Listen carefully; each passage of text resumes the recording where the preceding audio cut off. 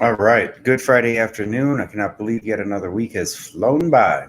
So, the other day, I was talking about the challenge of just knowing simply what's real and true. And in today's world, and it's always been the case, actually, but even more in today's world, paradoxically, because of all the access to all the information out there, it's really hard to tell what's actually true and what's not, right? And so, I drew this, created this graphic the other day, and I did a live on it a few days ago, and I want to just give you a little reminder again of what this is and just how absolutely critically important it is to understand the challenge of knowing what's real for every single human being without exception. Every single, just think of anybody. They are just as challenged with just simply knowing what's real and what's not. And I say that this is the top challenge on planet Earth. There is no bigger challenge. This is it, right here. And if we were to become more aware of these filters, so each colored shape is a filter, like a lens. And on the left-hand side is just objective reality, what's real. And by the time it gets to us, it's gone through all these different filters. Now, most of us don't know that we don't know that this is what's going on. Then some of us do know that this is what's going on. And it's really challenging to know what's going on here on planet Earth. But even if you know about this stuff, the vast majority of these things will show up as 100% invisible. You will not see these filters in any way, shape, or form. You're just going to get the net result after it. And so, on the left-hand side are external filters from outside sources. And if you take a look at the first couple, as kids, what are we taught from our parents, teachers, and society at large? And then you couple that with just one more filter of the media and how they're presenting information of what's going on in the world.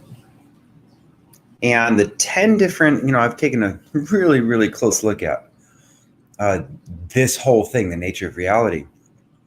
And I'm sure there's more of them, but I was able to identify 10 different slippery ways that the media can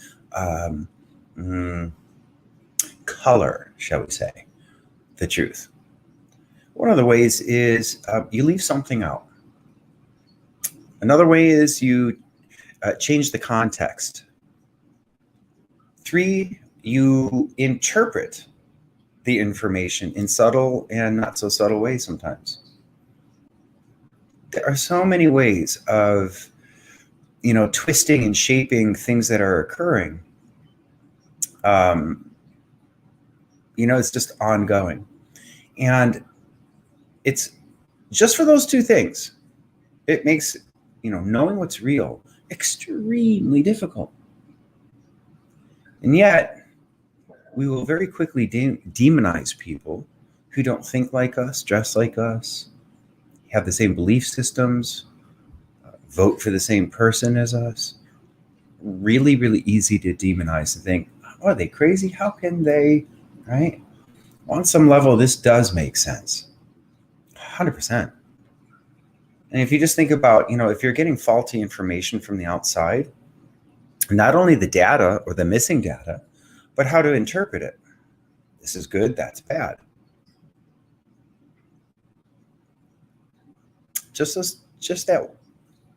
Those two filters right there. That's it.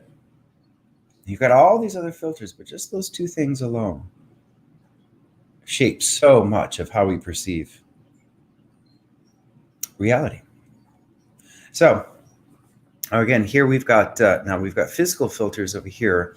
There are so many different illusions happening on a physical level, including our vision especially. And so I covered that the other day, and I got into some of the internal filters. That's how what I call the slippery mind processes information. And it's shaped on what outside sources have told us how to interpret the power of the group, and the slippery mind whose only job is to judge something in the moment as safe or not.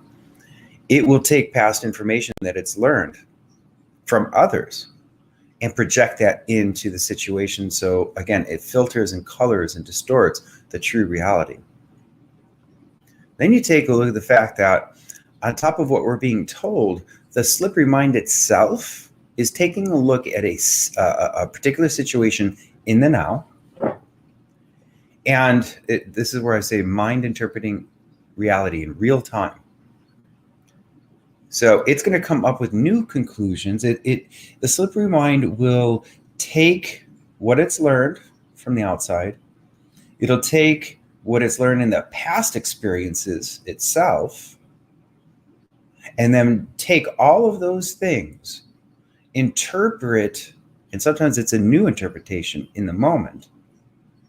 And all that stuff gets projected onto your now. And not to mention, see this one right here, 98 cognitive biases. How do people count up to 98 different mental distortions? I don't know. But it's important to know even just a couple of them. Like confirmation bias is probably the most well-known. And that's simply, we don't like to hear conflicting data that conflicts with the beliefs and decisions and perceptions of what it actually is. So if you believe something to be true, but then somebody else comes along and says, no, it's not, it creates cognitive dissonance. It's not comfortable for the mind to be dealing with that dissonance, and therefore the human being has a real hard time dealing with cognitive dissonance.